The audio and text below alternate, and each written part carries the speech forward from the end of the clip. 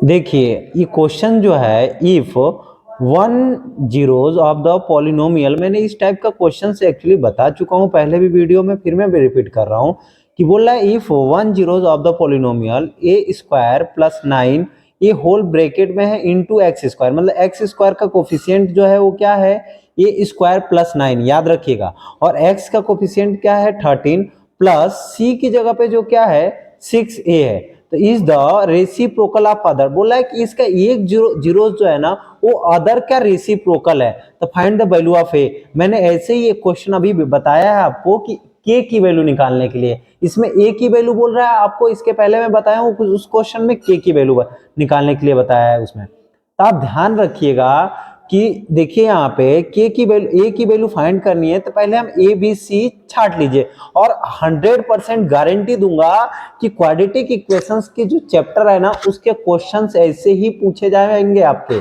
2 marks का question होगा, 2 number का क्वेश्चन होगा, सबसे इजी क्वेश्चन होंगे, और ऐसे ही इसी टाइप के क्वेश्चन पूछे जाएंगे मेन इसी के बेसिस पे। ठीक, आप ध्यान रखिएगा। अब ए बी सी छांट लीजिए इस क्वाड्रेटिक इक्वेशन में से, तो ए क्या होता है एक्स स्क्वायर के कोफिशिएंट को ए बोलते हैं, और ए क्या है ए स्क्वायर प्लस 9 छांट लिया। बी क्या है एक्स का कोफिशिएंट को बी बोलते हैं 13 हो गया।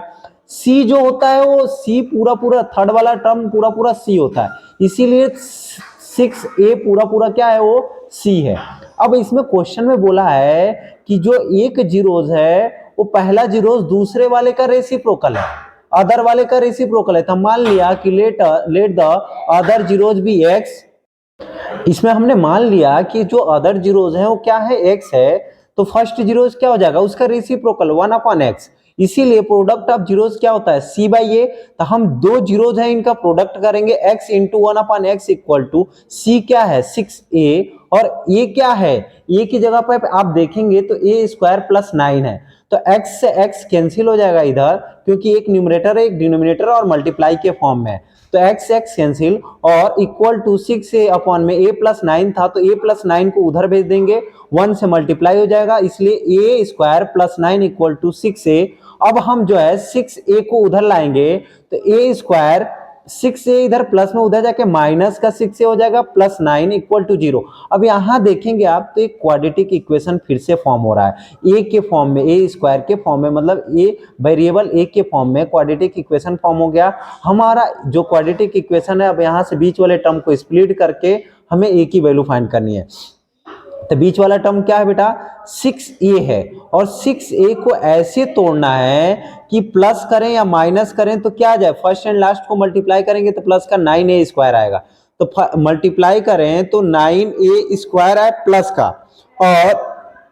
एड करें या सब्ट्रैक्ट करें तो माइनस का 6a आए। तो हम ध्यान रखिएगा 6a को क्या तोड़ेंगे माइनस 3a तोड़ देंगे, तो माइनस माइनस ये प्लस हो जाएगा और माइनस का 6a हो जाएगा, और मल्टीप्लाई करते हैं तो माइनस माइनस प्लस, और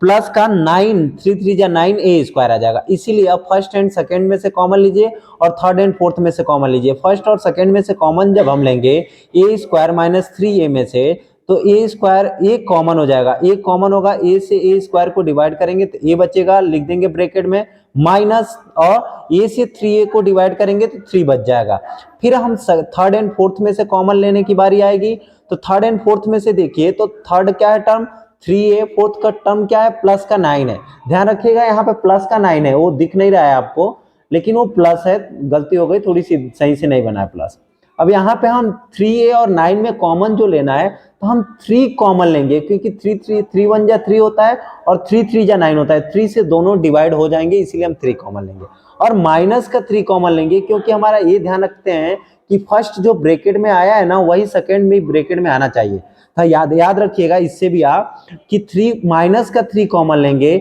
और 3 से 3 को डिवाइड करेंगे, माइनस माइनस प्लस हो जाता है, ए बच जाएगा, ए लिख देंगे, फिर प्लस और माइनस माइनस हो जाएगा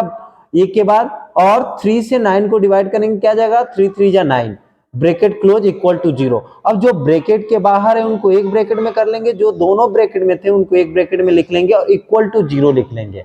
ठीक, अब यहां से एक बार हम a माइनस 3 इक्वल टू 0, दूसरी बार भी दोनों ब्रैकेट में सेम है इसीलिए दूसरी बार भी हम क्या लिखेंगे a माइनस 3 इक्वल टू 0। अब दोनों बार क्या आएगा, हम -3 को उधर भेजेंगे तो a इक्वल टू 0 इधर, sorry a equal to 3 minus का 3 था, प्लस का 3 हो जाएगा। दूसरी बार भी क्या हो जाएगा, a इक्वल टू 3, a की वैल्यू क्या आया, 3 आया, और यही a की वैल्यू आपसे पूछा था।